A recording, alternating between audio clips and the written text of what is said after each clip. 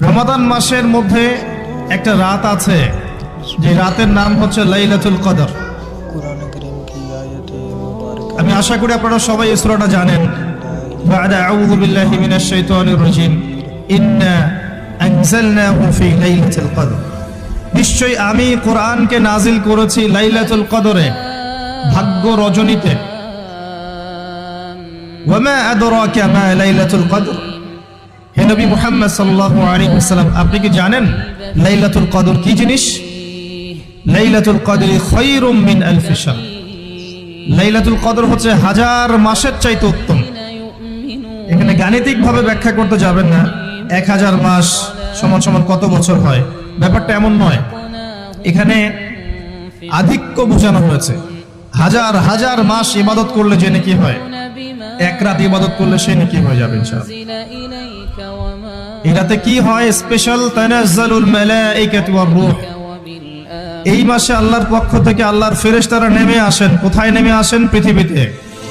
তাদের সর্দার হিসেবে থাকেন জিবরাইল আলাইহিস সালাম।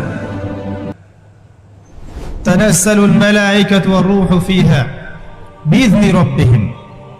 আল্লাহর রবের আদেশে তারা এই কাজটা করেন। মিন কুল্লি আমর, প্রত্যেকটা বিষয়ের ফয়সালা হয় এই রাতে।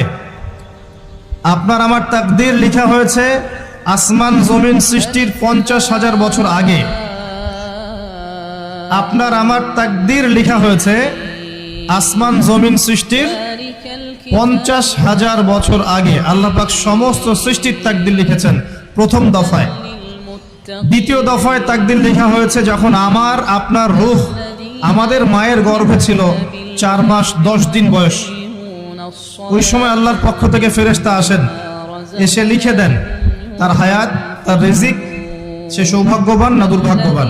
এরপর রূহটাকে ফুঁকে দেন, বাচ্চা নড়াচড়া শুরু করে। এর আগ পর্যন্ত পেটের মধ্যে বাচ্চা নড়াচড়া করে না। যখন রূহটা ফুঁকে দেওয়া হয় তারপর থেকে বাচ্চা নড়াচড়া শুরু করে। দ্বিতীয় দফায় তাকদীর লেখা হয়।